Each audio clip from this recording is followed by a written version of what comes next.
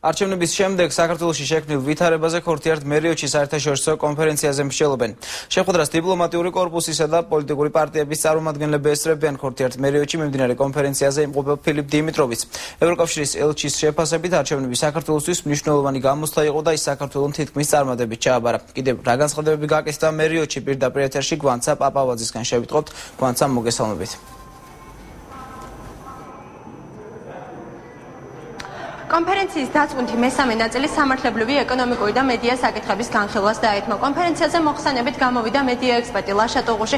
მისი განცხადებით რეგიონებში ზოგიერთმა საკაბელო კომპანიამ უკვე გათიშა რამდენიმე ტელეარხი. სწორედ ამიტომ პარლამენტს მედიის წარმომადგენლები შესთავაზებენ ახალ კანონპროექტს, რომელიც ითვალისწინებს მასქერისა და მასწავლებლის პრინციპების სამუდამოდ დაკანონებას. რაც შეეხება ეკონომისტებს, ეკონომიკის ექსპერტ დავით ნარმანიას განცხადებით, საქართველოში ყველაზე ხშირად საკუთრების უფლება ირღვევა და ხშირად იყო შემთხვევები, როდესაც სახელმწიფოს ინტერესების სასარგებლოდ საკუთრებას სიმბოლურ ფასებში დაათმობინეს ადამიანებს.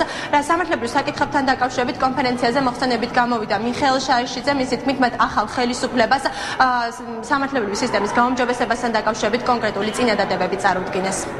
დაზარალდა ადამიანი, რომელსაც აქ ეს საკაბელო სახში. ამიტომ ვფიქრობ, რომ კვლავ რომ არ შეიქმნას სერიოზული პრობლემები მომავალი არჩევნების დროს და ეს არჩევნები ძალიან მალე იქნება, ვიცით რომ ოქტომბერშია მომავალ საქართველოში, ამიტომ ეხლავე არის საჭირო მივიღოთ ზომები და მივიღოთ კანონი, რომელიც უზრუნველყოფს უკვე უზრუნველყოფს შესაძლებლობას ქართველების საქართველოს ასე ვთქვათ მოქალაქეების მიიღონ მრავალფეროვანი ინფორმაცია. მზად ვართ თანამშრომლობისთვის სასამართლოს თავისუფლების სამართლის უზენაესობის ადამიანის უფლებათა დაცვის სფეროში. ჩვენ გვაქვს კონკრეტული წინადადებები, რომელიც უკავშირდება ზუსტად სასამართლოს შემდგომ განვითარებას, დახვეწას, მისი დამოუკიდებლობის და მიუკერძოებების უზრუნველყოფას. ეს შეეხება მთლიანად სასამართლო სისტემას, არა მხოლოდ საერთო მართლმსაჯულების სასამართლო სისტემას, არამედ ასევე საკონსტიტუციო კონტროლის ორგანოს, საკონსტიტუციო სასამართლოს. ჩემი მოხსენება ეხებოდა ევროინტეგრაციის თვალსაზრისით საკუთრების უფლების დაცვის საკითხებს, ასევე თავისუფალი ვაჭრობისა და კონკურენციის საკითხებს. ორივე ძალიან ფუნდამენტური და მნიშვნელოვანი თემაა ბიზნეს გარემოს გაჯანსაღებისა და შემდგომი განვითარებისთვის. ორივე მიმართულებით საკმაოდ სერიოზული პრობლემები არსებობდა წლების განმავლობაში, ამიტომ ჩვენ კიდევ ერთხელ ხაზი გავუსვით ამ პრობლემებს და ვისაუბროთ იმაზე, თუ როგორ უნდა მოგვარდეს ეს საკითხები. მაგალითისათვის, საქართველოს მსოფლიოს 154 ქვეყნიდან 131 ადგილზეა საკუთრების უფლების დაცვის თვალსაზრისით, ხოლო 144 ქვეყნიდან 151 ადგილზეა თავისუფალი ვაჭრობისა და კონკურენციის განვითარების თვალსაზრისით. რაც კიდევ ერთხელ უსვამს ხაზს იმას, რომ ეს საკითხები არის პირველი რიგის ამოცანები, რაც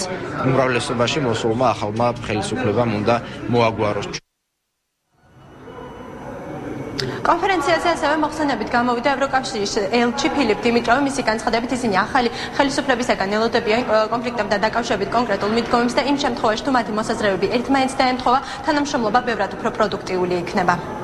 რაც შეეხება კონფლიქტების დარეგულირების საკითხებს, ეს თემა მრავალჯერ იყო განხილული. ჩვენ დაველოდებით ახალ შემოთავაზებას ახალი ხელისუფლებისგან და იმედი გვაქვს, რომ ეს ელემენტები ჩაჯდება ჩვენს მოლოდინებში.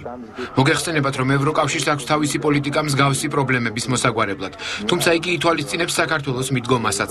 მე ვთვლი, რომ ამ სფეროში მუშაობას პოზიტიური შედეგი ექნება. კონფერენციასთან დაკავშირებით ასევე კომენტარები გააკეთეს ნაციონალური მოძრაობის წარმომადგენლებმა. დავით არჩიაშვილის განცხადებით, საუბარი ახალი ხელისუფლების ჩამოყალიბებასა და საგარეო პოლიტიკას შეეხო. NDI-ის საქართველოს ოფისის ხელმძღვანელის ლუის ნავაროს განცხადებით კი, ყოფილ მმართველ გუნდს ახალ პარლამენტსა და სამოქალაქო საზოგადოებას შორის დღეს ნაყოფიერი შეხვედრა გაიმართა. შეხვედრა ეძღვნება საქართველოს ევროკავშირის ურთიერთობებს, მიღწეულს და პერსპექტივებს. უნებრივია, რომ საუბარი დაუბრუნდებოდა არჩევნებს, ახალი ჩამოყალიბების პროცესში მყოფი ხელისუფლების ხედვებს და გეგმებს. და პირველ რიგში საქმე მაინც საგარეო პოლიტიკას ეხება. იყო იმაზეც საუბარი, რომ პროცესი დემოკრატიის კონსოლიდაციისა შეუღწევადი გახდეს, რა ნაბიჯები არის კიდევ გადასაქმებული. This is a ეს არის ძალიან ნაყოფიერი შეხვედრა ყოფილ მმართველ გუნდსა, ახალ პარლამენტსა და სამოქალაქო საზოგადოებას შორის. შეხვედრაზე მიმდინარეობს მსჯელობა თუ როგორ უნდა განვითარდეს მოვლენები, ისე რომ საქართველოში დემოკრატია გამტკიცდეს. კონფერენცია ამ დროისთვის უკვე დასრულებულია. მე შეგახსენებთ, რომ მაშინ მონაწილეობას იღებდნენ საპარლამენტო პოლიტიკური პარტიების, არასამთავრობო ორგანიზაციებისა და დიპლომატიური კორპუსის წარმომადგენლები. მადლობა გვანცა მერიოჩი მიმდინარე კონფერენციის დეტალები გვანცა პაპავაძემ გაგვაცნო.